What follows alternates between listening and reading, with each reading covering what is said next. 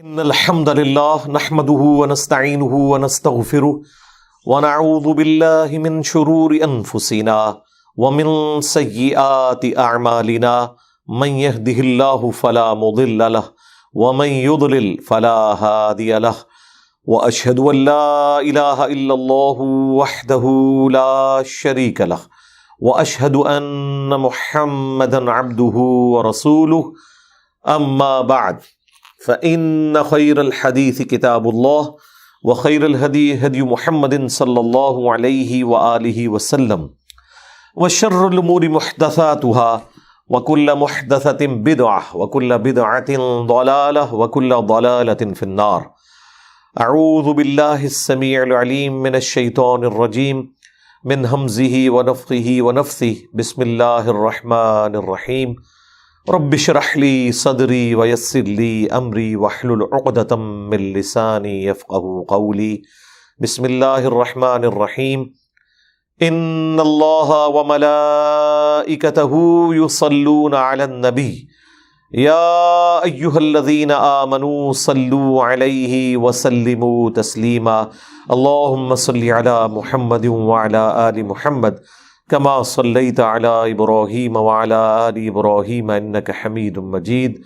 اللهم بارك على محمد وعلى آل محمد كما باركت على إبراهيم وعلى آل إبراهيم إنك حميد مجيد. اللهم ربنا آتنا في الدنيا حسنة وفي الآخرة حسنة وقنا عذاب النار. ربنا آتنا من لدنك رحمة وهيئ لنا من أمرنا رشدا.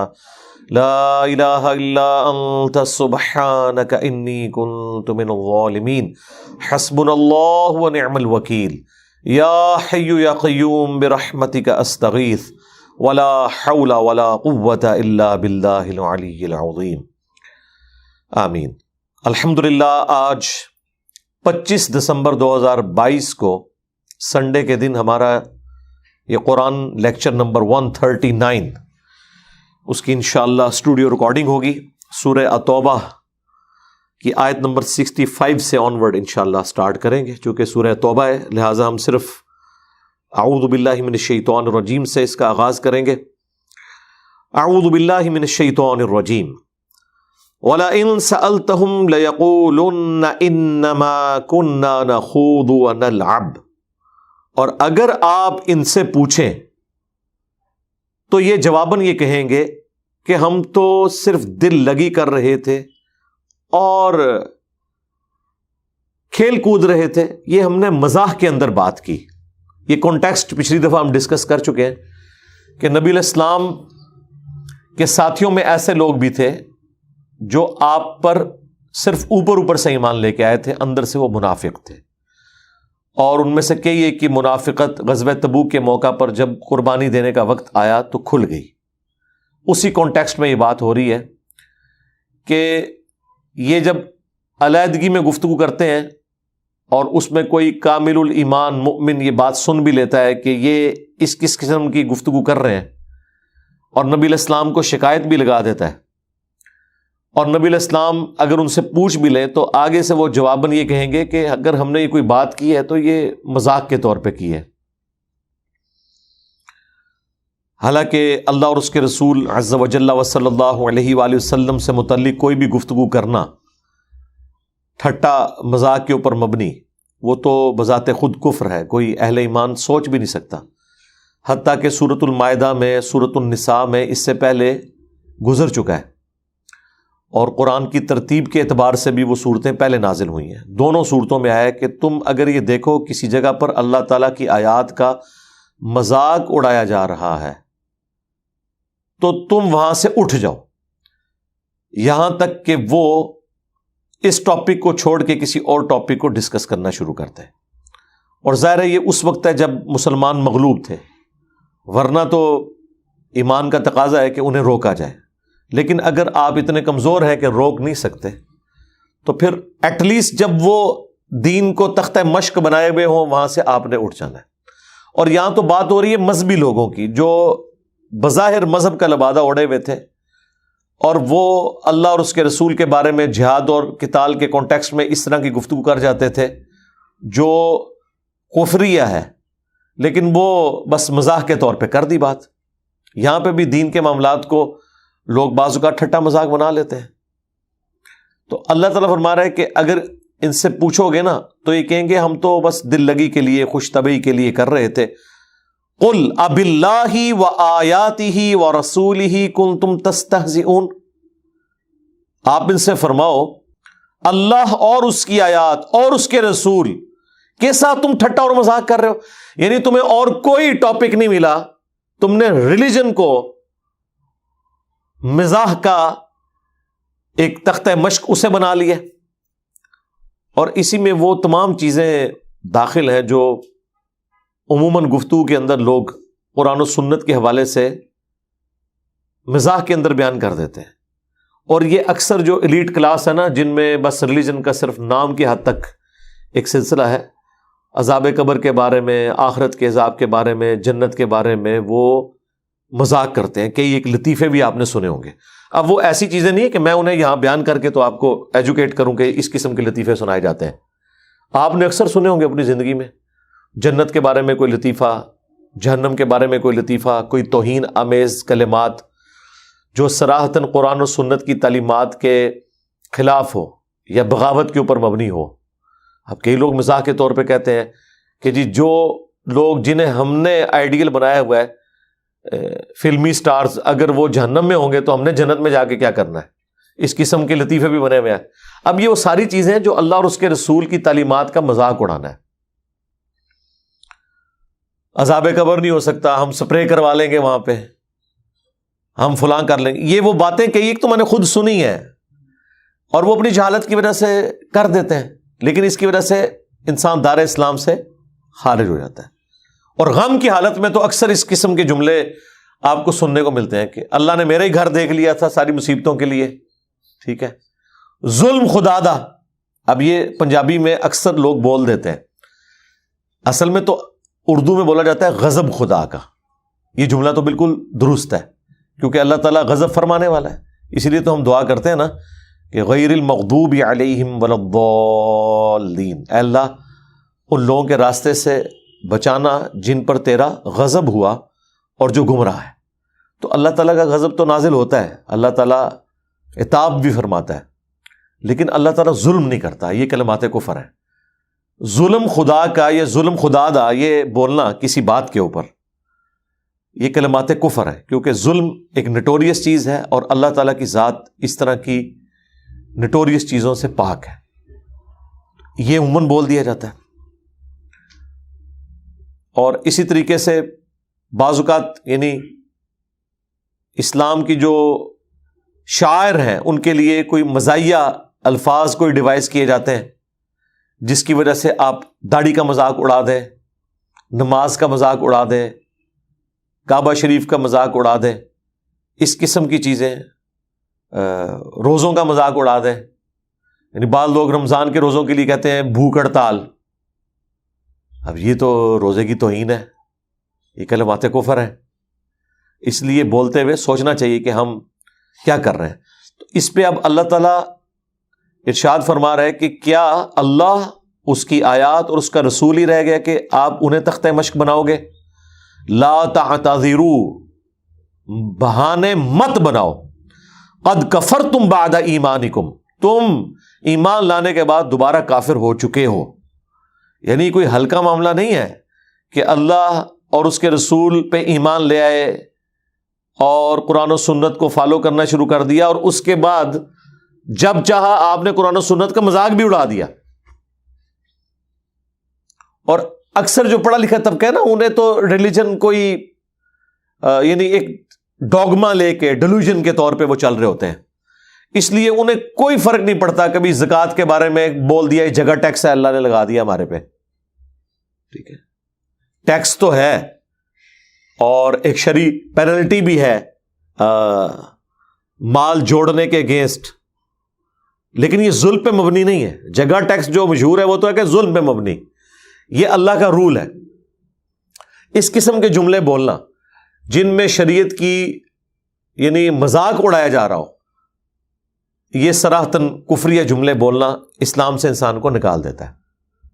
البتہ اگر کوئی انجانے میں کوئی بات کر دے اور اس کی اس طرف توجہ نہ ہو اور اس کی توجہ دلائی جائے، وہ معاملہ ایک الگ ہے، لیکن ایک پوری انٹینشن کے ساتھ اس طرح کی گفتگو کرنا، بلکہ اردو زبان میں تو کئی ایک محاورے بولے جاتے ہیں، جی میری آنتیں قل واللہ پڑھ رہی ہیں، مطلب یہ اب وہ یعنی کوئی بھوکا ہے نا تو وہ اس کو اس طریقے سے پریزنٹ کرتا ہے، پہلے پیٹ پوجا پھر کام دوجا، پیٹ پوجا۔ اب پیٹ میں کوئی چیز ڈالنا یہ اس کی کوئی پوجا تو نہیں ہے، ورشپ تو نہیں ہے، اور اس کو یہ بولنا یہ پوجا ہے، تو یہ کلمات کفر ہیں۔ اب یہ وہ چیزیں جو ہماری اردو لنگوسٹک کے اندر ایک محاورتاً چیزیں داخل ہو چکی ہوئی ہیں اور عام زندگی کا حصہ بن چکی ہوئی ہیں، اور لوگ عموماً بولتے ہیں۔ جیسے ہی آپ یہ کسی سے سنیں، چھوٹے سے بڑے سے، آپ کا کام ہے کہ فوراً سوچ کے اسے ٹوک دیں کہ یار یہ تم کیا بات کر رہے ہو۔ اللہ تعالیٰ تو اس معاملے میں اتنا سینسٹیو ہے کہ بخاری مسلم میں حدیث ہے کہ زمانے کو گالی مت دو، زمانہ میں ہوں، حالانکہ زمانہ تو اللہ کی ایک مخلوق ہے نا، یعنی اس کو ڈرائیو کرنے والا میں ہوں۔ آپ موسم کے اوپر بھی ڈسکشن کر سکتے ہیں کہ آج ٹھنڈ ہے، آج گرمی ہے، یہ آپ کا رائٹ ہے، لیکن جب اس سے آگے بڑھتے ہیں نا، آپ اس پہ کرٹیسزم شروع کر دیتے ہیں، کیا مصیبت کی تو بارش آ گئی، میں تو جانا سی، نہیں، یہ اللہ تعالیٰ کے ڈسین کی وجہ سے آئی ہے، ٹھیک ہے۔ ہو سکتا ہے اسی میں بہتری ہو آپ کے لیے، نہ بھی ہو تب بھی اللہ کے فیصلوں کو کوئی چیلنج نہیں کر سکتا۔ تو کوشش کریں کہ موسم کے اعتبار سے بس اتنا ہی تبصرہ کریں کہ جس میں آپ شریعت کی لمٹ کو کراس نہ کریں۔ بعض کو جینوئن ضرورت پڑ جاتی ہے، جس طرح اب ٹھنڈ ہے، ہم لوگوں کو کہتے ہیں کہ بھائی بڑا خطرناک موسم ہے، آپ نے موٹر بائک پہ بیٹھنا ہے، ماسک یوز کریں، ہیلمٹ یوز کریں، کھانسی لگ سکتی ہے، اور آپ جوشاندہ استعمال کریں، شہد پئیں، یہ تو ٹھیک ہے، آپ کے سارے پریکاشنز ہیں اس حوالے سے۔ لیکن ہم اگر اس موسم کا گلہ کرنا شروع کر دیں گے کہ یہ کیوں آ گیا، تو یہ اب اللہ تعالیٰ کی قدرت کو، اس کے فیصلوں کو چیلنج کرنے کے مترادف ہے۔ آ گیا، آپ نے اس کے اندر پرفارم کرنا ہے، اور اللہ تعالیٰ کا ہر حال میں شکر ادا کرنا، ایون تکلیف کے دوران بھی۔ تکلیف تو انسان کو ہوتی ہے، ظاہر ہے، بخاری میں حدیث ہے، نبی علیہ السلام کا بیٹا جب فوت ہوا ابراہیم، تو آپ علیہ السلام کی آنکھوں سے آنسو روا تھے، صحابہ نے کہا یا رسول اللہ، تو آپ نے فرمایا یہ شفقت اور رحمت ہے، ٹھیک ہے۔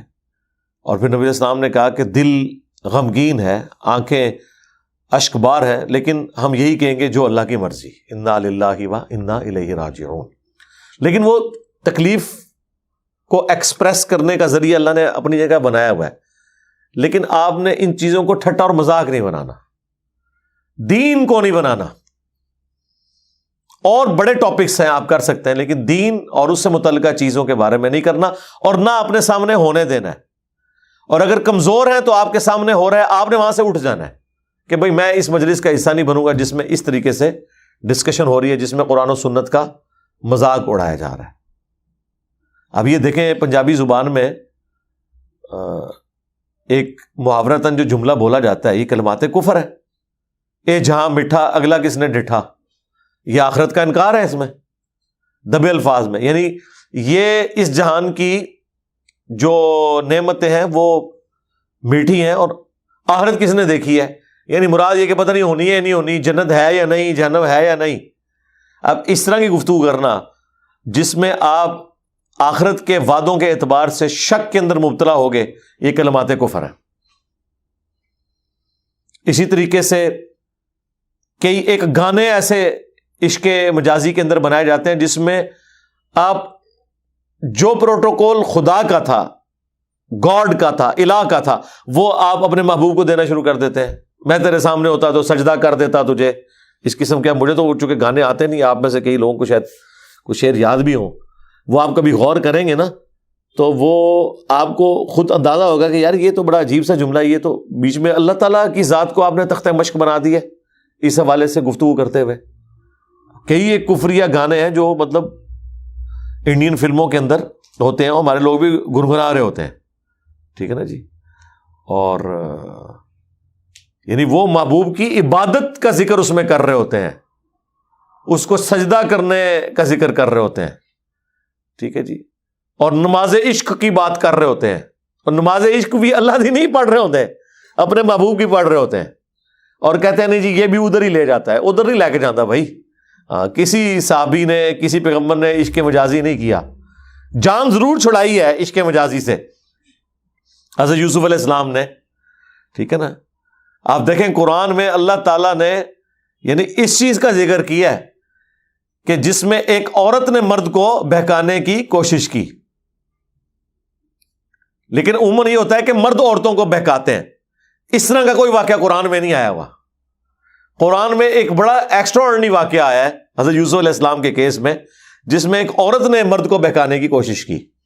یہ بھی بڑی حکمت آئی ہے. میں اگلے دن اس کے اوپر بھی سورہ یوسف پڑھتے ہوئے سوچ رہا تھا کہ حالانکہ دوسرے والے واقعات تو زیادہ ہوتے ہیں، یہ واقعہ اللہ نے اسپیشلی ذکر کیا ہے. اس کی وجہ یہی ہے کہ معاشرے کی بہتری اس وقت ہوگی جب مرد کی تربیت پہلے ہوگی. عورت تو اس کے اوپر ڈیپینڈنٹ ہے.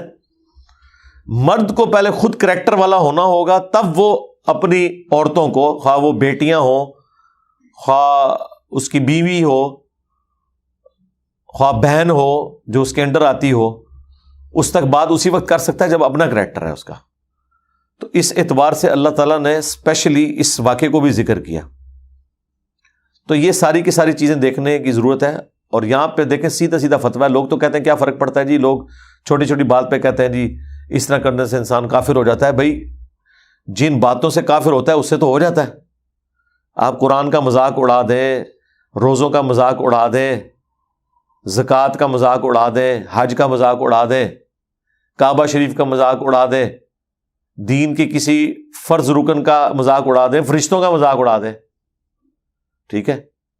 تو اس سے تو اور یہ اڑاتے تھے، وہ کافر کہتے تھے نا کہ وہ جب قرآن میں نازل ہوا نا کہ دوزخ کے اوپر 19 فرشتے ہیں، تو وہ ایک عرب کا سردار تھا، اس نے کہا اتنے تو میں سنبھال لوں گا، باقی تسی دیکھ لینا.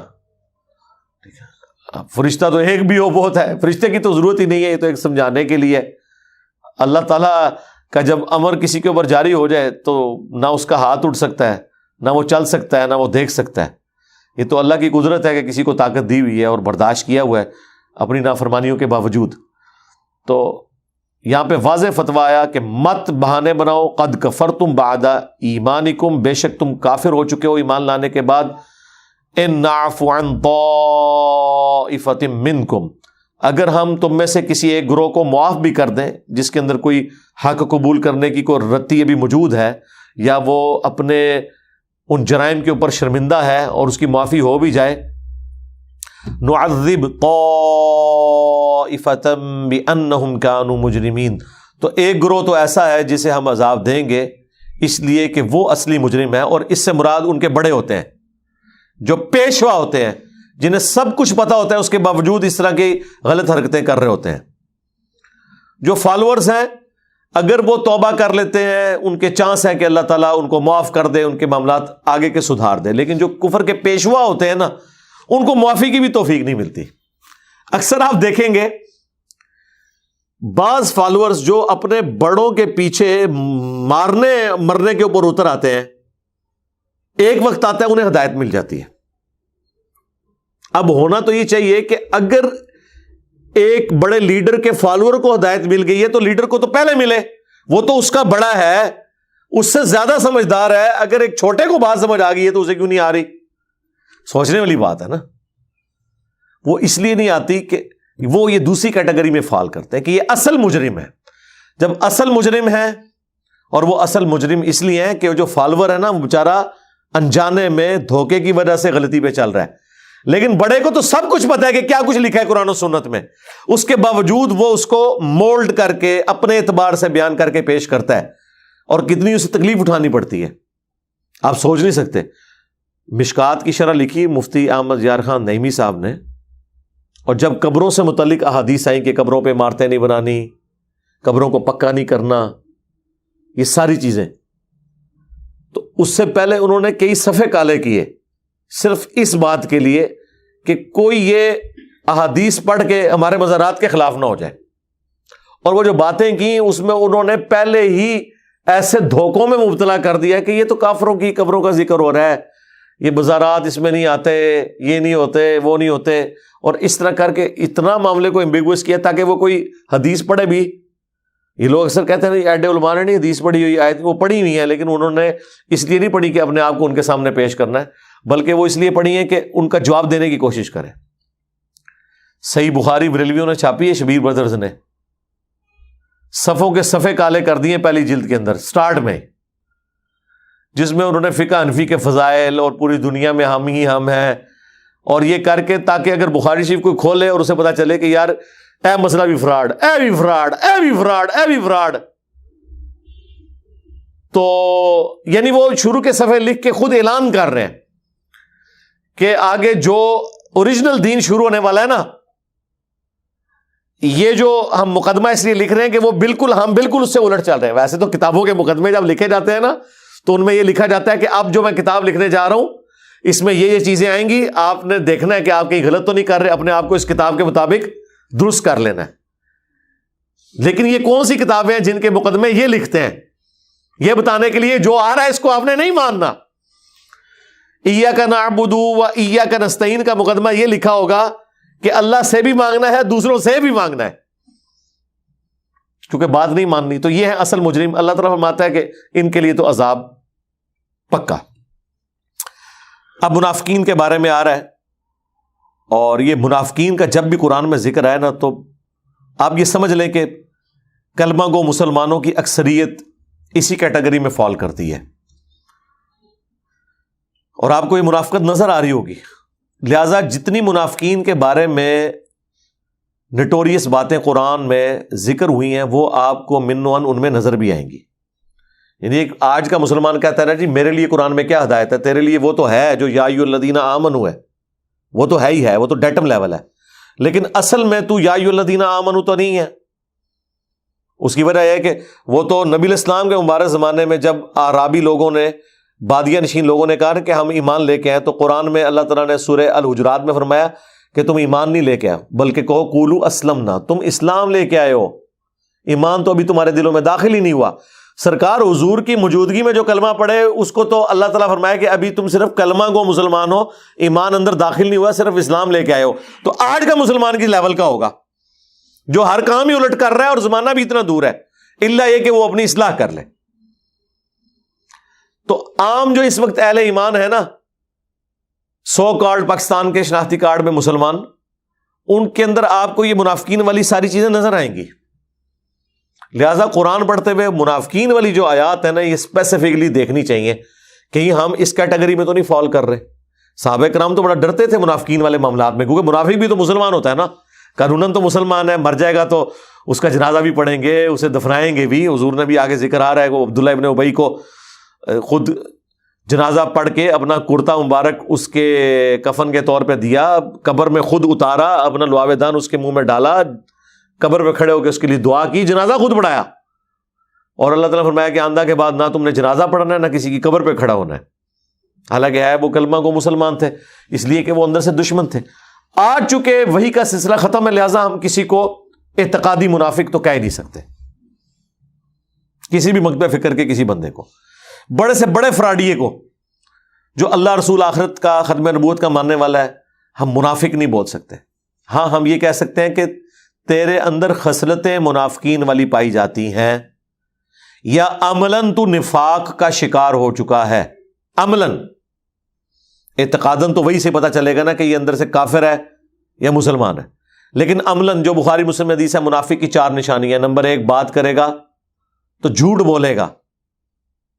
نمبر 2 وعدہ کرے گا تو توڑ دے گا.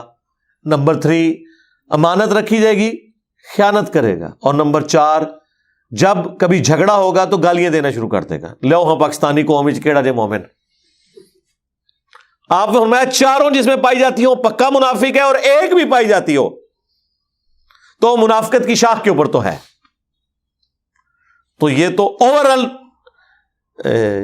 امت کا ایک سمجھ لیں ایک طور امتیاز بن چکا ہے انورٹڈ کاماز میں، کہ بات کرتے ہیں اور یقین نہیں ہے کہ وہ پوری کریں گے.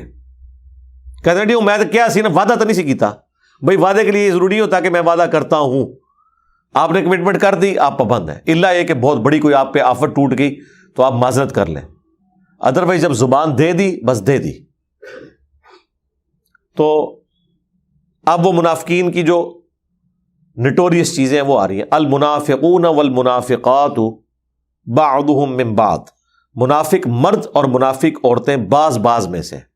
لیکن جی عورتوں کا بھی ذکر ہو رہا ہے۔ ویسے آج کل پاکستانی قوم کو تو سمجھ آ گئی ہے کہ اکثر 2 نمبریوں میں عورتیں مردوں سے بھی آگے ہوتی ہیں، چوری چکاری میں، ڈاکو جتنے بھی آپ دیکھ رہے ہیں، اور گھروں میں جو گھس کے، بلکہ اب تو خودکش حملہ آور بھی عورتیں آنا شروع ہو گئی ہیں۔ منافق مرد اور منافق عورتیں بعض میں سے ہیں، یأمرون بالمنکر، یہ حکم دیتے ہیں ہمیشہ برائی کا، وَيَنْهَوْنَ عَنِ الْمَعْرُوفِ، اور روکتے ہیں نیکی کے کاموں سے۔ بالکل الٹ، عمل بالمعروف و نہی عن المنکر یہ مومنین کا ترہ امتیاز ہے، اور منافقین بالکل الٹ، برائی کا حکم دیتے ہیں اور نیکی سے روکتے ہیں۔ اچھا آپ اس بات کے اوپر غور کریں کہ ہونا تو یہ چاہیے تھا کہ وہ برائی کرتے ہیں اور نیکی سے دور بھاگتے ہیں، لیکن بات یہ ہو رہی ہے کہ وہ برائی کا حکم دیتے ہیں اور نیکی سے منع کرتے ہیں، ایک سٹیپ آگے گئے ہوئے ہیں۔ اس لیے جو منافقین ہیں نا وہ کافروں سے زیادہ خطرناک ہے۔ کافر اگر خطرناک ہیں تو یہ خطرناک ہے۔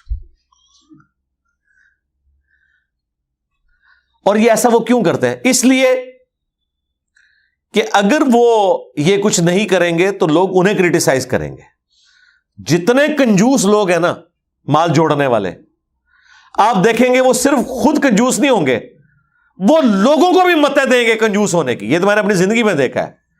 یعنی تم اللہ کی راہ میں نہیں خرچ کر پا رہے اور جوڑ کے رکھا ہوا ہے، تم لوگوں کو یوں کہتے ہو جی بھائی برے ٹائم سے سنبھال کے رکھنی چاہیے۔ ٹھیک ہے سنبھالو جناب، کتنا سنبھالنا ہے برے ٹائم سے، ٹھیک ہے۔ اور اس کا فائدہ انہیں یہ ہوتا ہے کہ انہیں کوئی یہ نہیں کہہ سکتا کہ یار تھوڑا اللہ کی راہ میں خرچ کریں، کیونکہ جو یہ بات کرے گا وہ خود شرمندہ ہوگا کہ یار یہ تو مجھے خود سمجھا رہا تھا کہ یار جوڑو، تو اب میں اس کو یہ کیسے کہوں کہ تو اللہ کی راہ خرچ کر۔ تو وہ پہلے ہی ایسا وہ گیم کھیلتے ہیں کہ کسی کے دماغ میں یہ بات آئی نہیں۔ یعنی آپ کسی کو بجائے کہ آپ اسے ترغیب دلائیں کہ یار اللہ کی راہ میں جیب ڈھیلی کرو، وہ اگر آپ سے پہلے ہی کہتے ہیں یار برے وقت کے لیے نا کوئی اپنے لیے بھی یار سنبھال کے، بالکل نہیں اللہ کی راہ میں خرچ کر دینا آپ نے۔ جب جس نے یہ پہلے بات کر دی، اب اس کو آپ نے کہاں سے اللہ کی راہ میں اس نے خرچ کرنا ہے یا آپ نے اس کو ترغیب دلانی ہے؟ تو یہ بھی ان کا طریقہ واردات ہوتا ہے تاکہ اپنے گناہوں کے اوپر بھی پردہ ڈالیں اور کوئی انہیں یہ کہہ نہ دے کہ تم نے اتنا مال جوڑا ہوا ہے۔ ورنہ اگر یہ لوگوں سے یہ کہیں کہ یار اللہ کی راہ میں خرچ کرو تو لوگوں نے کہنا سرکار تسی تو اتنا جوڑا ہے تسی بھی کرو نا۔ تو اس سے بچنے کا طریقہ یہ ہے کہ آپ لوگوں کو یہ نہ کہ اللہ کی راہ میں خرچ کرو، بلکہ ایک ہو کہ یار اپنے سے بھی جوڑ کے رکھو نا، سارا ہی نہیں بالکل خرچ کر دینا، ٹھیک ہے۔ تو نیکی سے منع کرتے ہیں اور برائی کا حکم دیتے ہیں۔ وَيَقْبِضُونَ أَيْدِيَهُمْ، اور اپنے ہاتھوں کو وہ باندھ کے رکھتے ہیں، اللہ کی راہ میں خرچ نہیں کرتے۔ نسوا اللہ، انہوں نے اللہ کو بھلا دیا، فنسیہم، تو اللہ نے بھی انہیں بھلا دیا۔ اب یہ بھلانا اس طرح نہیں ہے کہ اللہ تعالیٰ کوئی فارگیٹ کر گیا، ان کو بھول چکا ہے۔ بھلانا سے مراد ہے ان کو ان کے حال پہ چھوڑ دیا کہ جاؤ جہنم میں۔ اللہ تو بھولنے کی صفت سے پاک ہے، لیکن اردو زبان میں جب ہم یہ بھولنا ترجمہ کرتے ہیں تو وہ پھر ایک بعض لوگ اس الفاظ کو پکڑنا شروع کر دیتے ہیں، اور یہی وہ چلاکی ہوشیاری ہے جو احمد بریلوی صاحب نے کی ہے۔ انہوں نے اس طرح کے جتنے الفاظ تھے نا اس میں الٹرنیٹو ورڈ انہوں نے چنے، اور چنے چلو اگر صرف قرآن و سنت کی محبت میں چنے ہوتے تو ہم مانتے، پھر انہوں نے ٹارگٹ کیا ہے دوسروں کو جن سے وہ الفاظ کے چناؤ میں مسئلہ ہوا نا، ان پہ گستاخی کا فتویٰ لگا دیا۔ مطلب لفظی ترجمہ تو یہی ہے اس کا کہ انہوں نے اللہ کو بھلا دیا اور اللہ نے ان کو بھلا دیا۔ لفظی تو وہی لفظ ہے بھلانا، تو اگر اتنی کو گستاخی ہو رہی ہوتی تو عربی زبان میں بھی ہو جاتی۔ یہاں مہجور کا لفظ آ جاتا جو انہوں نے اردو میں ترجمہ کر دیے کہ اللہ نے بھی ان کو ان کے حال پہ چھوڑ دیا، تو چھوڑنے کے لیے بھی تو عربی میں مہجور کا لفظ موجود تھا۔ جب اللہ تعالیٰ نے اسی طریقے سے وہ کہتے ہیں نا وَمَكَرُوا وَمَكَرَ اللَّهُ وَاللَّهُ خَيْرُ الْمَاكِرِينَ، انہوں نے بھی مکر کیا اور اللہ نے بھی مکر فرمایا، اور اللہ سب سے بہتر مکر فرمانے والا ہے۔ اب عربی میں مکر کا لفظ تھا، اس کو اردو میں ٹرانسلیٹ کیا۔ احمد بریلوی صاحب نے ہوشیاری دکھائی، انہوں نے نا مکر کا لفظ کا ترجمہ دو مختلف انداز میں کر دیا کہ انہوں نے مکر کیا اور اس مکر کرنے کو بھی انہوں نے کہا کہ یہ بھی اللہ کے ساتھ تو کوئی مکر کر ہی نہیں سکتا. انہوں نے کہا انہوں نے بھی مکر کرنا چاہا، اے وچ کولوں وچ تون دیتا. ٹھیک ہے. اور اللہ تعالی نے بھی خفیہ تدبیر فرمائی. مکر کے لیے کیا لفظ یوز کیا؟ خفیہ تدبیر. اگر یہ صرف احترام کے لیے کیا ہوتا تو بالکل ٹھیک تھی، لیکن انہوں نے اتنی بڑی گیم کھیلی کہ یہاں خفیہ تدبیر جب کیا نا، انہوں نے کہا میں تک جنہیں مکر ترجمہ کیتا میں کہا دیکھو اے اللہ نو مکار کہندے جے، واللہ خیر الماکرین، اللہ سب سے بڑھ کر بہتر خفیہ تدبیر فرمانے والا ہے. باقی لوگوں نے سیدھا سیدھا ترجمہ کیا کہ اللہ تعالیٰ کا مکر سب سے بہتر ہوتا ہے. انہوں نے کہا دیکھو یہ اللہ نو مکار کہتا ہے، اور یہ بھول گئی قرآن میں بھی یہ لفظ استعمال ہوا ہے. تدبیر بھی تو عربی کا لفظ ہے، اللہ تعالیٰ یوز کر سکتا تھا. یہ چلاکی ہوشیاری کرتے ہیں اور اسی کے اوپر، یہ الفاظ کی گیم کے اوپر جناب یہ رول کر رہے ہیں، اسی کے اندر ہی چل رہے ہیں. اور قرآن کیا اس لیے نازل ہوا تھا کہ ہم یہ جھگڑیں کہ اللہ کے لیے اس وقت خفیہ تدبیر کا لفظ استعمال کرنا ہے یا مکر کا لفظ استعمال کرنا ہے جو اللہ نے خود کیا ہوا ہے، اور مسلمان جب یوز کر رہا ہے وہ اس کو نوٹوریس معنوں میں بھی نہیں کر رہا، یا اس تھیم کو فالو کرنا، تھیم اتنے ہی رہ گئی. کہتے جی بسم اللہ کا ترجمہ ہی نہیں آتا، سب نے ترجمہ کیا شروع کرتا ہوں اللہ کے نام سے، شروع اللہ کے نام سے. یہ تو اللہ کے نام سے شروع ہی نہیں کیا انہوں نے تو شروع سے شروع کیا. یہ ترجمہ ہونا چاہیے اللہ کے نام سے شروع، بسم اللہ کا ترجمہ. اور یہ وہ چیزیں ہیں جو آپ زبانی نہ سمجھیں، یہ کتابیں لکھی ہیں باقاعدہ انہوں نے قرآن کے غلط ترجموں کی نشاندہی. اس کا مقصد قطعاً یہ نہیں ہے کہ وہ ترجمے چھوڑ کے مارا پڑھو، اس کا مقصد یہ ہے قرآن پڑھنا ہی نہیں تم نے. جب آپ کہیں گے ساروں نے غلط کیے ہوئے تو لوگ کہیں گے یار پھر ٹھیک ہے، جتنا مولوی صاحب بیان کرتے ہیں پورا پورا دین بیان کرو. ٹھیک ہے. اور یہ ہوشیاری چلاکی ان کی کامیاب ہو گئی ہے، الفاظ پکڑنے والی. تو مجھے ایک ضمن چونکہ اس کے اوپر ذہن میں آ گئی بات، میں نے اس لیے عرض کر دی. کوئی اگر اس طرح کر بھی دے تو کوئی اس میں شریف فتویٰ نہیں ہے کہ انہوں نے اللہ کو بھلا دیا تو اللہ نے بھی انہیں بھلا دیا. مراد یہ کہ ان کے حال پہ انہیں چھوڑ دیا. ان المنافقین هم الفاسقون، بے شک منافقین ہی ہیں جو کہ نافرمان ہیں. وعد اللہ المنافقین والمنافقات، اللہ تعالیٰ نے وعدہ کر رکھا ہے، یہ تو ہو کے رہے گا منافقین کے لیے، مرد ہوں چاہے منافق عورتیں ہوں، والکفار اور کافر بھی، نار جہنم خالدین فیہا، دوزخ کی آگ کا اللہ نے ان کے لیے وعدہ کر رکھا ہے جس میں رہیں گے ہمیشہ ہمیش. ہی حسبہم، یہی ان کے لیے کافی ہوگا. ٹھیک ہے. اہل ایمان کے لیے تو حسبنا اللہ و نعم الوکیل ہے، اور منافقین اور کافروں کے لیے جہنم کی آگ ہی ان کی مداوا کرنے کے لیے. یعنی اگر ان کے غموں پہ کسی نے رونا ہے تو وہ جہنم کی آگ ہی ہے، اسی کے ساتھ رونا دھونا کریں گے، اسی کو اپنا غم سنائیں گے. اللہ تعالیٰ ان کو ان کے حال پہ چھوڑ دے گا. بس اب آگ کے آگے ہی رونا رو، جس آگ میں جل رہے ہو نا اسی کے سامنے اپنی تکلیف کا اظہار کرو، اللہ نے تمہاری بات نہیں سننی. وَلَعَنَهُمُ اللَّهُ، اور اللہ کی لعنت یعنی اللہ کی رحمت سے دور. وَلَهُمْ عَذَابٌ مُقِيمٌ، اور ان کے لیے دائمی عذاب ہے، قائم رہنے والا عذاب ہے. اللہم لا تجعلنا منہم.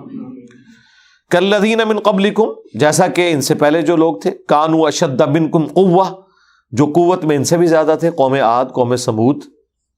واکثر اموالا واولادا، اور ان کو ہم نے کثرت کے ساتھ مال بھی دی تھی اور اولاد بھی دی تھی. اس زمانے میں قبائلی سسٹم میں تو اولاد مین پاور ہوتی تھی نا، جس کے زیادہ بیٹے ہوتے تھے وہ زیادہ طاقتور ہوتا تھا. فاستمتعوا بخلاقہم، تو وہ جو ان سے پہلے قومیں گزر چکی انہوں نے بھی اللہ تعالیٰ کی دی ہوئی جو دنیاوی نعمتیں تھیں ان میں سے حصہ وصول کر لیا، اپنی لائف انجوائے کی انہوں نے. فاستمتعتم بخلاقکم، اور تم بھی اپنی دنیاوی زندگی کا مزہ اٹھا رہے ہو، یہ بھی ختم ہو جانا ہے تمہارا بھی، اور کچھ اٹھا چکے ہو. کما استمتع الذین من قبلکم، جس طرح کہ اس سے فائدہ اٹھایا تھا تم سے پہلے لوگوں نے، بخلاقہم، جو دنیاوی حصہ انہوں نے وصول کیا. وخذتم کالذی خاضوا، اور وہ بھی اسی طریقے سے دنیا کی لذتوں میں ڈوبے رہے جس طرح کہ تم بھی ڈوبے ہوئے ہو. یعنی کمپیریزن کیا جا رہا ہے کہ یہ جو حرکتیں کو نئی نہیں ہے، جب کبھی بھی پیغمبر آئے ہیں نا تو ان کے مخالفین اسی طرح ہی ہوتے ہیں.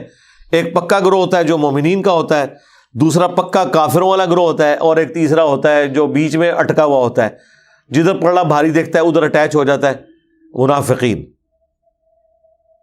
اولئک حبطت اعمالہم فی الدنیا والآخرہ، یہ وہ لوگ ہیں جن کے اعمال اللہ تعالیٰ نے دنیا اور آخرت میں ضائع کر دیے. اگر کوئی فائدہ بھی ہے دنیاوی طور پہ، کسی کا کوئی نام روشن ہو گیا تو ہو گیا، آخرت میں تو کوئی اس کا اجر نہیں ملنے والا، اعمال نیک اعمال برباد کر دیے. وَأُولَئِكَ هُمُ الْخَاسِرُونَ، اور یہی لوگ ہیں نقصان اٹھانے والے. اللہم لا تجعلنا منہم، آمین. الم یأتہم نبأ الذین من قبلہم، کیا ان کے پاس اگلی قوموں کی خبریں نہیں آئیں؟ ظاہر ہے پیچھے پورا مکی قرآن نازل ہو چکا ہے، آپ ذہن میں رکھیں. اور سورہ توبہ تو بالکل اینڈ پہ نازل ہوئی ہے. اس وقت تک 90% سے قرآن اس سے زیادہ نازل ہو چکا تھا، اور پیچھے پوری ایک آلموسٹ 22 سال کی دعوت بھی تھی، اور ان کی خبریں نبی الاسلام کے ذریعے ان تک پہنچ چکی تھی. قوم نوح علیہ السلام کی قوم کے، ان کا کیا حشر ہوا پیغمبر کا انکار کرنے کے سبب. وعاد، اور قوم عاد ہود علیہ السلام کی قوم، وثمود، اور صالح علیہ السلام کی قوم سمود، وقوم ابراہیم، اور ابراہیم کی قوم، واصحاب مدین، اور مدین والے یعنی حضرت شعیب علیہ السلام کی قوم، والمؤتفقات، اور وہ بستی جو کہ الٹ دی گئی تھی، وہ بستیاں یعنی قوم لوط. اتتہم رسلہم بالبینات، ان کے پاس بھی ان کے رسول آئے تھے روشن دلائل لے کر. فما کان اللہ لیظلمہم، تو اللہ ایسا نہیں تھا کہ ان پہ کوئی ظلم کرتا. ولیکن کانوا انفسہم یظلمون، بلکہ وہ خود ہی اپنی جانوں پر ظلم کرتے تھے. منہ مانگے معجزات ان کو دکھائے گئے، اس کے باوجود انہوں نے حق سے اناد کیا، اور پھر ڈھیل بھی دی گئی. الٹیمیٹلی پھر جو ان کا انجام ہوا تو وہ اللہ نے کوئی ظلم نہیں کیا، انہوں نے اپنی جان پہ خود ظلم کیا تھا. والمؤمنون والمؤمنات، اب سائملٹینیس کنٹراسٹ آ رہا ہے اہل ایمان کا. ظاہر ہے جہاں پہ عبداللہ ابن ابی جیسے خبیث لوگ تھے، وہاں پہ حضرت ابوبکر، عمر، عثمان و علی جیسے کامل الایمان مؤمنین بھی موجود تھے. تو اللہ تعالیٰ فرما رہا ہے جو مومنین مرد ہیں اور مومنات جو عورتیں ہیں، بعضهم اولیاء بعض، بعض کے دوست ہیں. یأمرون بالمعروف، وہ نیکی کا حکم دیتے ہیں، وینہون عن المنکر، اور برائی سے روکتے ہیں. وہی جو اس امت کی ذمہ داری ہے، کنتم خیر امۃ اخرجت للناس تأمرون بالمعروف وتنہون عن المنکر وتؤمنون باللہ، جو ختم نبوت کی برکت سے کام شفٹ ہوا ہے اس امت کو، نبیوں والا کام. وَيُقِيمُونَ الصَّلَاةَ، اور نماز کو قائم کرتے ہیں. نیکی کا حکم دیتے ہیں، برائی سے روکتے ہیں، نماز کو قائم کرتے ہیں. قائم سے مراد پڑھنا بھی ہے، اور قائم سے مراد ہے کہ جب وہ خدا سے وعدہ کرتے ہیں تو اپنی پریکٹیکل لائف میں بھی اللہ کے احکامات کی پیروی کرتے ہیں. یہ نہیں ہے کہ ان کا خدا صرف مسجد تک ہے، باہر نکل کے ایک نمازی بھی فراڈی ہے اور ایک بے نمازی بھی فراڈی ہے. وہ بھی کاروبار میں ڈنڈی مار رہا ہے، یہ بھی کاروبار میں ڈنڈی مار رہا ہے، تو اس نے نماز کیا قائم کی. وَيُؤْتُونَ الزَّكَاةَ، اور اللہ کی راہ میں خرچ کرتے ہیں، زکوٰۃ دیتے ہیں. وَيُطِيعُونَ اللَّهَ وَرَسُولَهُ، اور اطاعت کرتے ہیں اللہ اور اس کے رسول کی، یعنی ٹوٹل اوبیڈینس، سب کچھ اس کے اندر آ گیا. جو بخاری میں حدیث ہے، میری پوری امت جنت میں جائے گی سوائے اس کے جس نے جنت میں جانے سے انکار کر دیا. پوچھا گیا کہ یا رسول اللہ کس نے جنت میں جانے سے انکار کیا؟ تو آپ نے فرمایا جس نے میرا حکم مانا وہ جنت میں جائے گا، اور جس نے میری نافرمانی کی اس نے جنت میں جانے سے خود ہی انکار کر دیا. تو ٹوٹل اوبیڈینس، حقوق اللہ بھی حقوق العباد بھی. اولئک سیرحمہم اللہ، یہ وہ لوگ ہیں عنقریب جن پہ اللہ رحم فرمائے گا. لے جی، اللہ کے نزدیک تو رحمت کے حقدار کون ہیں؟ جو ڈیوٹی پوری کریں گے. اور پاکستان کے اندر، انڈیا میں، بنگلہ دیش میں رحمت کے حقدار وہ ہیں جو کہتے ہیں اللہ تعالیٰ بڑا وہ غفور الرحیم ہے. اللہ کی کوئی بات نہیں ماننی، اور اللہ تعالیٰ کہہ رہا ہے یہ جو تم کہہ رہے ہو غفور الرحیم ہے، اللہ تعالیٰ بڑا رحم فرمانے والا ہے. یہ رحم کے حقدار وہ لوگ ہوں گے جو پوری ڈیوٹی کریں گے.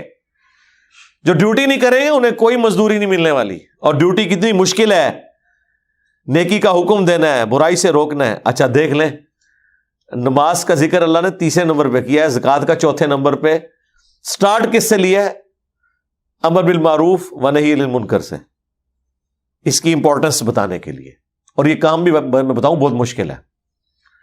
آپ نماز پڑھتے رہیں، آپ کو لوگ اپریشیٹ کریں گے، لیکن جیسے ہی آپ لوگوں کو کہیں گے نا کہ یار یہ میں نے تو نماز سنت کے مطابق پڑھی ہے، تم نے جو نماز پڑھی ہے نا یہ کوئی ثابت نہیں ہے، تو دیکھیں پھر آپ کے ساتھ کیا کرتے ہیں، نمازی بھی آپ کے ساتھ کیا اشر کریں گے۔ آپ بے حیائی نہیں کرتے، بالکل ٹھیک ہے، لیکن کسی مارکیٹ میں جا کے آپ یہ بات کہیں کہ آئندہ کے بعد یہاں پہ ایسا نہیں ہونے دوں گا میں، تو دیکھیں آپ کے ساتھ کیا۔ آپ کسی مارکیٹ میں کھڑے ہو کے کہنا کہ کل سے میں تہجد کے 8 نوافل پڑھا کروں گا، وہ کہیں گے بہت اچھی بات ہے جی 12 شروع کرو، لیکن اگر آپ وہاں کہیں کہ یہاں پہ جو تم نے طوفان بدتمیزی برپا کیا ہوا ہے مرد و عورت کے اختلاط کے حوالے سے، اور کئی ایک نٹ کیفوں کے اندر جو یہ ساری صورتحال ہے یہ ہم برداشت نہیں یہاں کریں گے، وہ کہیں گے بھائی تو اپنی قبر ہی جانا ہے ناٹھے، تو یہ کام مشکل ہے۔ اور میں اکثر سوچتا ہوں کہ یار کیا وہ مسلمان ہے جسے آپ بات بتاتے ہوئے اسلام کی ڈریں، اور پریکٹسنگ مسلمانوں کو بھی ان کے عقیدے اور نظریے کے خلاف آپ کوئی بات کر دیں تو دیکھیں اس کی چہرہ کیسے بگڑنا شروع ہو جاتا ہے۔ مثلا جو رفع الیدین سے نماز نہیں پڑھتے، آپ انہیں ذرا بخاری مسلم کی حدیث بیان کرنا شروع کر دیں، پھر ان کی شکلیں آپ دیکھیں کس طرح ایک رنگ آتا ہے ایک جاتا ہے۔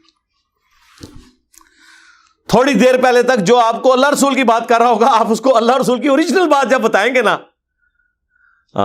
جدہ لوگ کی کلمہ پڑھ دے وہ محمد اور تے میاں محمد بخش، اور جو دین انہوں نے اللہ رسول کے نام پہ سیکھا ہوا وہ تو دین ہی کوئی اور ہے۔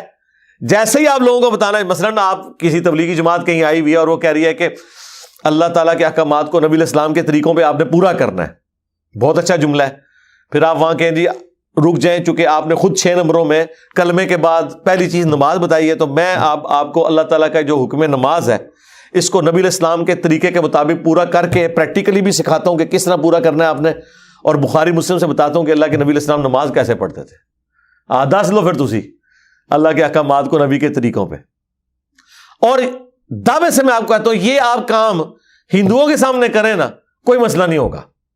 یعنی اگر آپ کسی ہندو کو یہ بتائیں کہ یار قرآن میں لکھا ہے کہ صرف اللہ کو پکارنا ہے، کوئی مرا ہوا شخص، کوئی قبر میں پڑا ہوا شخص کسی کے لیے کچھ نہیں کر سکتا، دعا صرف اللہ ہی سے کرنی ہے، وہ مانے نہ مانے تسلی سے آپ کی بات سنے گا۔ لیکن کسی مسلمان کو جو بابوں کا پکارنے والا ہے آپ یہ بات کر کے بتائیں، تو اس کا مطلب یہ ہے کہ مسلمان خطرناک نہیں خطرے ناک ہو چکا ہوا ہے اپنے ان تمام نظریات میں جو آلریڈی اس نے اپنے فرقوں کے اگینسٹ اڈاپٹ کیے ہیں۔ آپ اسے کوئی بات بتائیں گے وہ آپ کے خلاف محاذ کھڑا کر دیں گے۔ اور قرآن کی جو میں یہ تفسیر بیان کر رہا ہوں، اگر اس طریقے سے تفسیر نہ بیان ہوئی تو جس طرح ہمارے آباء و اجداد گمراہی میں زندگی گزار گئے، ہماری آنے والی نسلیں بھی گمراہی میں زندگی گزاریں گی۔ اس کو آپ نے اپنے اوپر امپلیمنٹ کرنا ہے کہ یہ ہو رہا کیا ہے۔ اللہ تعالیٰ کی رحمت کا حقدار وہ ہے جو نیکی کا حکم دے، برائی سے روکے، نماز قائم کرے، زکوٰۃ دے، اور ہر معاملے میں اللہ اور اس کے رسول کی اطاعت کرے۔ ٹوٹل اوبیڈینس آ گئی ہے جی اس کے اندر، تو ان قریب ان پہ میں رحم کروں گا۔ اب اللہ تعالیٰ کو وہ عامر بن حنبل کی طرف جو خواب منسوب کیا ہوا ہے کہ یا اللہ سمجھ کے یا بغیر سمجھ کے، تو ادھر میرا دل کر رہا ہے کہ اس میں جملہ بولا جائے کہ یا اللہ چاہے یہ کریں چاہے نہ کریں تب بھی، کیونکہ ہمیں تو یہ بتایا گیا کہ اللہ تعالیٰ بڑا غفور رحیم ہے۔ اللہ تعالیٰ بتا رہا ہے میں غفور رحیم کس کے لیے ہوں، رحم فرمانے والا کس کے لیے ہوں؟ جو چاہے میری مانے چاہے نہ مانے، ہے نہیں، جو مانے اور وہ سارا نبیوں والا کام کرے۔ ان اللہ عزیز حکیم، بے شک اللہ تعالیٰ غالب ہے، حکمت والا ہے۔ غالب اتنا ہے کہ ایک دن کے اندر سب کو سیدھا کر کے رکھ دے، لیکن اس کی حکمت کی کوالٹی ہے کہ وہ ڈھیل دیتا ہے کہ شاید میری طرف لوگ پلٹ آئیں۔ اسی لیے آپ دیکھیں عزیز اور حکیم یہ دونوں اللہ تعالیٰ کی کوالٹی سائڈ بائی سائڈ آتی ہیں، اس لیے کہ اللہ غالب ہے، ایک دن کے اندر تمام نافرمانوں کو تباہ بھی کر سکتا ہے، ہدایت بھی دے سکتا ہے، لیکن وہ حکمت والا ہے، تباہ نہیں کرتا اور زبردستی ہدایت بھی نہیں دیتا، ڈھیل دیتا ہے کہ جب موقع ملے میری طرف پلٹ آنا۔ لیکن ظاہر ہے کہ وہ تو کسی کو پتہ ہی نہیں ہے موت کس وقت آ جائے۔ اللہم من احییتہ منا فاحیہ علی الاسلام ومن توفیتہ منا فتوفہ علی الایمان، آمین۔ اب جناب یہ اتنی کوالٹیز والے جو مومنین ہیں ان کے لیے یہ چیز ہے. وعد اللہ المؤمنین والمؤمنات, اللہ نے وعدہ کیا ہوا ہے ایسے مومن مردوں اور مومن عورتوں کے لیے. یہ سائملٹینیس کنٹراسٹ ہے. پہلے وہ منافق مردوں اور عورتوں کے لیے کیا وعدہ آیا تھا؟ ہمیشہ کی جہنم, اور اللہ نے کہا تھا یہ جہنم ہی ہے, یہی اب تمہارے لیے کافی ہے, اسی کے آگے رونا رو. اور یہاں وعدہ کیا ہے مومن مردوں اور عورتوں کے لیے؟ جنات تجری من تحتها الانہار, ایسے باغات ہیں جن کے نیچے نہریں بہتی ہوں گی. خالدین فیہا, اس میں رہیں گے ہمیشہ ہمیش. ومساکن طیبہ, اور ان کے لیے پاکیزہ مکان ہوں گے. فی جنات, جنت میں, باغات میں. عدن, ہمیشہ کی جنتوں میں. ورضوان من اللہ اکبر, اور اللہ کی رضا تو ساری نعمتوں سے بڑھ کر ہے. وہاں کیا آیا تھا کہ یہ جو آگ ہے اسی کے آگے اپنا رونا رو, اور مومنین کو کیا کہا جا رہا ہے کہ جنت بھی ملے گی اور اس کے بعد اللہ تم سے راضی ہو جائے گا, اور اللہ کی جو رضامندی ہے یہ سب سے بڑھ کر نعمت ہے جو تمہیں نصیب ہو جائے گی. ذالک هو الفوز العظیم, اور یہی ہے بڑی کامیابی. اللہم اجعلنا منہم. اللہم انا نسألک جنت الفردوس مع النبیین والصدیقین والشہداء والصالحین, آمین. یہ اصل کامیابی ہے جو وہاں پہ پہنچ کے انسان کو ملنے والی ہے. اسی کانٹیکسٹ میں وہ بخاری مسلم کی حدیث ہے. مسلم میں ذرا تفصیل کے ساتھ ہے کہ جب جنتی جنت میں چلے جائیں گے تو اللہ کی طرف سے ایک فرشتہ ندا کرے گا کہ تمہیں مبارک ہو, آج کے بعد تم کبھی بوڑھے نہیں ہوگے, ہمیشہ جوان رہو گے. آج کے بعد تم کبھی بھی بیمار نہیں ہوگے, ہمیشہ تندرست رہو گے, یعنی بدحالی تم پہ نہیں آئے گی. اور آج کے بعد تم ہمیشہ زندہ رہو گے, کبھی مرو گے نہیں. اور پھر چوتھی بات, آج کے بعد اللہ تعالیٰ تم سے کبھی ناراض نہیں ہوگا, ہمیشہ راضی ہی رہے گا. یعنی وہ جو دنیا میں ایک ٹینشن تھی نا کہ پتہ نہیں حلال ہے, یہ حرام ہے, اس سے اللہ نہ فرمانی نہ سمجھ لے, اس میں میری پکڑ نہ کر لے, یہ تھوڑی ٹینشن ہے ایک اہل ایمان کے لیے. بخاری مسلم میں حدیث ہے کہ منافق کے لیے گناہ ایسا ہے جیسے ناک پہ مکھی تھی اس نے اڑا دی, اور مومن کے لیے چھوٹا سا گناہ بھی ایسا ہے جیسا کہ اس کے سر پہ کسی نے پہاڑ رکھ دی ہے کہ پتہ نہیں میرا کیا بننا ہے. تو ظاہر ہے جس کو اللہ کی شناخت ہے وہ تو پھر اسی طرح ہی ٹینشن لیتا ہے. تو اہل ایمان کی سب سے بڑی جو ٹینشن ہے نا وہ یہی ہے کہ کہیں اللہ ناراض نہ ہو جائے. تو وہ بھی وہم نکال دیا گیا کہ صرف نعمتیں نہیں ملی ہوئی ہیں بلکہ اب ہمیشہ کی کامیابیاں پلس اللہ تعالیٰ تم سے کبھی ناراض نہیں ہوگا.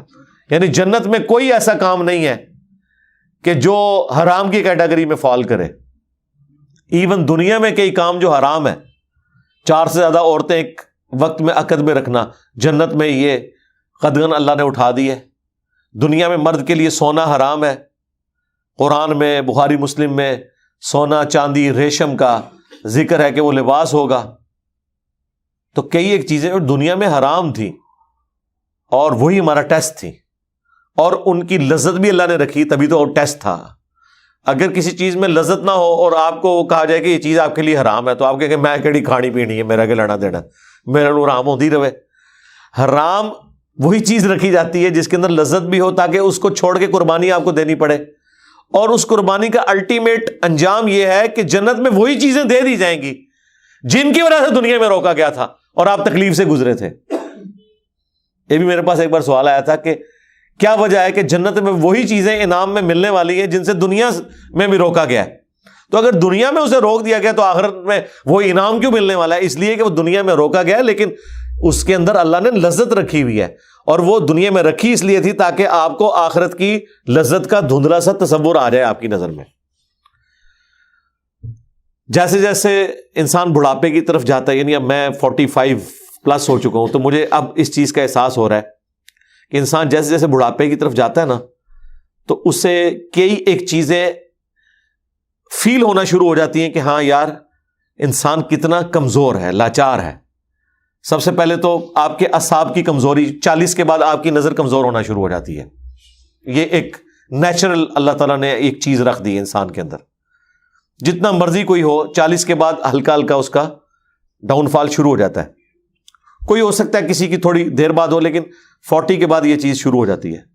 تو وہ پھر انسان جب کبھی اس تکلیف سے گزرتا ہے نا، تو وہ پھر انسان کہتا ہے کہ یار یہ اب مجھے اینک لگانی پڑ رہی ہے، ایک وقت تھا کہ میں اس کو اس طرح بھی پڑھ لیتا تھا. تو اس میں سے عبرت حاصل کرنی چاہیے کہ یہ وہ تکالیف ہیں جو دنیا میں انسان کے ساتھ اٹیچ ہیں، اور نعمتوں کو زوال شروع ہو گیا. تو یہ ہماری جبلت میں چھپا ہوا ہے کہ یہ زوال کبھی نہ آئے. بال سفید ہونا شروع ہو گئے، نہیں روک سکتے. کالے کر لیں گے، 2 دن بعد پھر سفید بال نکل آئیں گے، نہیں روک سکتے. اسی طریقے سے نیند کے معاملے میں آہستہ آہستہ نیند کم ہونا شروع ہو جاتی ہے. اعصاب تھوڑا جواب دینا شروع کر دیتے ہیں. تھکاوٹ انسان کو جلدی ہو جاتی ہے. اتنا ایکٹیولی بندہ بھاگ دوڑ نہیں کر سکتا جتنا جوانی کی عمر میں کرتا ہے. یہ ساری کی ساری چیزیں گریجولی آپ کی زندگی میں انٹر ہوتی ہیں، اور آپ کو اندازہ ہوتا ہے کہ یار یہ تو تھیندے تھیندے بندہ تھی جاتا ہے. آہستہ آہستہ بندہ اس طرف جاتا ہے. یہ انسان کی خواہش ہے کہ یہ ایک جگہ چیزیں رکی رہیں، اور یہ خواہش بھی جنت میں اللہ تعالیٰ پوری کر رہا ہے. 30 سال کی عمر رہنی ہے، بڑھنی ہے ہی نہیں ہے، جوبن کی عمر. اور یہ نعمتیں اگر دنیا میں مل جائیں تو انسان کی ضرورت خدا رہے گا ہی نہیں. آج بھی دنیا میں اگر یہ 4 نعمتیں مل جائیں تو جناب کوئی نماز پڑھنے کی بھی آپ کو ضرورت نہیں ہے. کس کے لیے پڑھنی ہے آپ نے؟ نمبر 1 کہ آپ کبھی بدحال نہ ہو، ہمیشہ خوشحال رہیں. نمبر 2 آپ کے اوپر کبھی بڑھاپا نہ آئے، ہمیشہ جوانی کی عمر رہے. نمبر 3 آپ کبھی بیمار نہ ہو، ہمیشہ تندرست رہے. تندرست کا مطلب پھر ہر نعمت ہے، ہر چیز صحیح پراپر ورک کر رہی ہے. یہ ساری چیزیں ہونے کے باوجود ایک اور تلوار ہے، جب تک وہ نہ اٹھ جائے وہ موت ہے. کیونکہ انسان چاہتا نہیں کہ لذت ختم ہو. موت وہ چیز ہے جو لذتوں کو ختم کر دیتی ہے. اور اگر کوئی ایمان والا ہے تو اس کی لذتیں تو شروع ہی پھر موت کے بعد ہوتی ہے. ٹھیک ہے، اس کے لیے تو وہ سمجھ لیں ایک خوشی کا، ہمیشہ کی کامیابیوں کا پروان ہے. یہ دنیا میں 4 کوالٹیز کسی کو مل جائیں کہ وہ مرے نہ، بوڑھا نہ ہو، بدحال نہ ہو، بیمار نہ ہو، اور چلے 5ویں چیز وہ نہ بھی ملے، خیر ہے. دنیا میں جو سب سے بڑی نعمت ہے جنت کی کہ اللہ تعالیٰ کبھی ناراض نہیں ہوگا، یہ تو اہل ایمان کے لیے نا. جس کا اللہ تعالیٰ کے ساتھ کوئی شغف نہیں ہے اس کے لیے تو یہ 4 چیزیں کافی ہیں. یہ 4 آج اناؤنسمنٹ کریں تو آپ کو بڑے بڑے اللہ تعالیٰ کے عاشقین کا بھی پردہ آپ کے سامنے چاک ہو جائے گا کہ کتنے بڑے وہ عاشق ہیں. جس طرح ہمارے دفتر میں نا جتنے بھی لوگ ڈیفنس کے اداروں میں کام کرتے ہیں نا، ان کے دماغ میں نا ایک خناس بھرا ہوا ہے کہ یہ ملک و قوم کی خدمت کر رہے ہیں. اور مجھے ہمیشہ اس چیز سے چڑ تھی کہ یار خدمت کون سی ہے؟ اتنی بھاری بھرکم تنخواہوں کے اوپر، غریبوں کے ٹیکسز کے اوپر. امیر نے تو کوئی نہیں دینا ہوتا، وہ تو ٹیکس چور ہوتا ہے.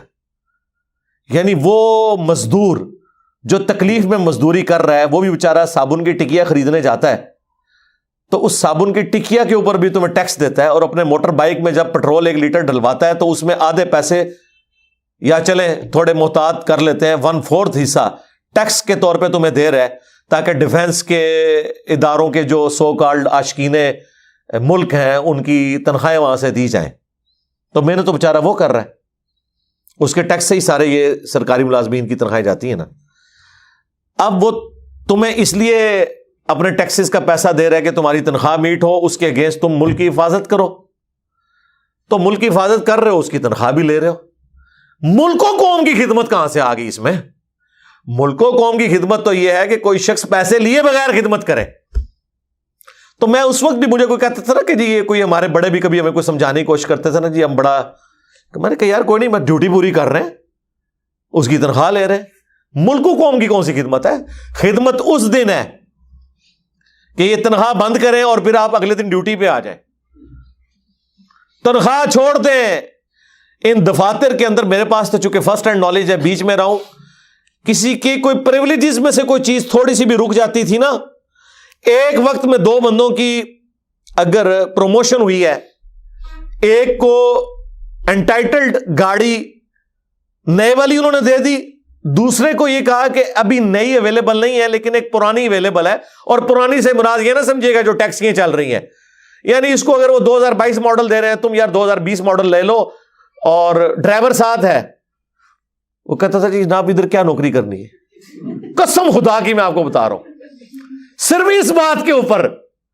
اور وہی لوگ ہیں جو لوگوں کو یہ بھاشن دیا کرتے تھے ملک و قوم کی خدمت کر رہے ہیں، تنخواہ نہیں بند ہوئی، فیسلٹی نہیں آپ سے کسی نے چھینی، صرف ایک چھوٹا سا کام ہوا ہے کہ یار نہیں چلو 1 سال پرانا ماڈل مل جاتا ہے، اور وہ ماڈل بھی تو جس کو پتا ہے اس کو پتا ہے، بیچ میں بیٹھے ہوئے تو نہ وہ فرق فیل ہوتا ہے کہ وہ 2022 ہے یہ 20 ہے، کیا فرق پڑتا ہے، ایک جیسے یہ مینٹینڈ گاڑیاں ہوتی ہیں اور پھر اس کی پوری مینٹیننس بھی سرکاری ہوتی ہے، ڈرائیور بھی سرکاری ہے، اور وہ پورے پروٹوکول سے ان کو مینج کیا ہوتا ہے گاڑیوں کو، اس کے اندر ڈالنے والا آپ کو پیٹرول بھی مل رہا ہے، ایک چھوٹی سی کوئی کسی سے کوئی فیسلٹی۔ اور اس کو چھوڑ دیں، اگر ایک ہی ساتھ کام کرنے والے لوگوں میں سے کسی ایک کو کوئی ایک اسپیشل کوئی پروٹوکول مل گیا کہ اسے مثلاً جب انٹائٹل تھا اس کا کوئی موبائل فون یا لینڈ لائن فون گورنمنٹ کی طرف سے مل جاتا ہے نا، لیکن وہ خاص ہوتا ہے کہ اتنے سال کی کسی کی جاب ہو، وہ اتنے اسکیل میں ہو جائے، لیکن کسی کی ایکسٹراڈنری پرفارمنس ہو، اسے وقت سے پہلے 2 سال پہلے مل گیا، تو یار وہ کسی کا حق تو نہیں نہ چھینا اس نے۔ یعنی اگر مجھے 3 سال سروس کے بعد موبائل فون گورنمنٹ نے دے دیا اور میرے ساتھ والے کو نہیں ملا، اور وہ ملنا بھی نہیں تھا 7 سال سروس سے پہلے، مجھے اس لیے مل گیا کہ میری ایکسٹراڈنری ایک پرفارمنس تھی تو مجھے دے دیا، اس سے تو کوئی چیز کام نہیں ہوئی، اس کے اوپر کہتے ہیں نوکری کیا کرنی ہے، اور کام کا کیا حال ہے وہ آپ چھوڑ دیں۔ تو یہ میں اس وقت بھی کہتا تھا یار یہ نان سینس باتیں، یہ بات نہ کرو کہ یہ ثواب کا کام ہے کر رہے ہیں، ثواب یار یہ وہی کام ہے جو مولوی تنخواہیں چندے کھا کے اور پھر اینڈ میں کہتے ہیں دین کی خدمت کر رہے ہیں، دین کی خدمت نہیں کر رہے، اپنی خدمت کر رہے ہیں۔ آج تم اس مسئلے سے اتار دیے جاؤ تو تم لوگ اس قابل بھی نہیں کہ تمہیں 10,000 کی نوکری بھی کہیں پہ مل جائے، میٹرک بھی کلیئر نہیں ہے، کہاں پہ نوکری کریں گے؟ لیکن یہاں بیٹھے ہوئے پی ایچ ڈیز کو وہ لیکچرز دے رہے ہیں اور ان کی کمائی میں سے خود کھا رہے ہیں۔ اور اسلام آباد میں تو آپ اگر چلے جائیں تو کیا کیا فیسلٹیز ہیں، بندہ کانوں کو ہاتھ لگاتا ہے۔ یار دنیا میں اگر مولوی کے لیے آپ نے جنت دیکھنی ہے تو اسلام آباد کی ایک چھوٹی سی مسجد کے امام اور خطیب کا آپ لیونگ سٹینڈرڈ دیکھ لیں جناب۔ جب آپ کے گھر کا کرایہ کوئی نہیں، اسلام آباد میں سب سے بڑا ایشو ہے کہ مٹھے سے ماٹھا گھر بھی جو ہے نا وہ 30-40 ہزار سے سٹارٹ ہوتا ہے، تو یہ 40 ہزار تو آپ کی سیلری پکی ہوگی نا۔ آگے چلیں، اگر بجلی کا بل بھی آپ نے نہیں دینا تو آج کل تو بالکل گیا گزرا بھی کوئی ہونا 5-6 ہزار سے تو بل سٹارٹ ہوتا ہے، یہ بھی سردیوں میں، گرمیوں میں 10-12 ہزار، اور اے سی بھی لگائے ہوتے ہیں انہوں نے۔ آپ پریولیجز اگر ان کے گنے نا تو وہ لاکھ سے اوپر ہوتے ہیں، تنخواہ بے شک 20 ہزار ہے، وہ لاکھ روپے کی ساری فیسلٹیز ویل کی ہوئی ہوتی ہیں، اور مسجد تو 5 ٹائم کے لیے لوگوں نے آنا نا، باقی تو پوری مسجد ان کے بچوں کے لیے اویلیبل ہے، ٹھیک ہے، ان کے لیے اویلیبل ہے، وہ تو ایک کھلا ڈلا معاملہ ہے، اور چھت بھی ہے اوپر، مسجد کی چھت جو ہے وہ بھی اویلیبل ہے، تو وہ ساری فیسلٹیز ویل کر رہے ہیں کس کے نام پہ؟ دین پہ، اور اینڈ پہ وہ کہیں کہ دیکھیں جی ہم نے تو دین کے لیے زندگی وقف کر دی ہے، یہ کہہ رہے ہوتے ہیں۔ تو ہاں سبسسٹنس لیول پہ کوئی لائف گزارا ہے تو وہ واقعی وقف کی بھی ہے اس نے، وہ ہم مانتے ہیں۔ اللہ تعالیٰ سے دعا ہے جو حق بات میں نے کی اس پہ مجھے بھی عمل کرنے کی اور آپ کو بھی عمل کرنے کی توفیق عطا فرمائے۔ اگر کوئی غلط بات میرے منہ سے نکل گئی تو اللہ تعالیٰ ہمارے دلوں سے اسے دھو ڈالے، ہمیں معاف بھی فرما دے۔ سبحانک اللہم و بحمدک، اشہد ان لا الہ الا انت، استغفرک و اتوب الیک، وما علینا الا البلاغ المبین۔ جزاکم اللہ خیرا۔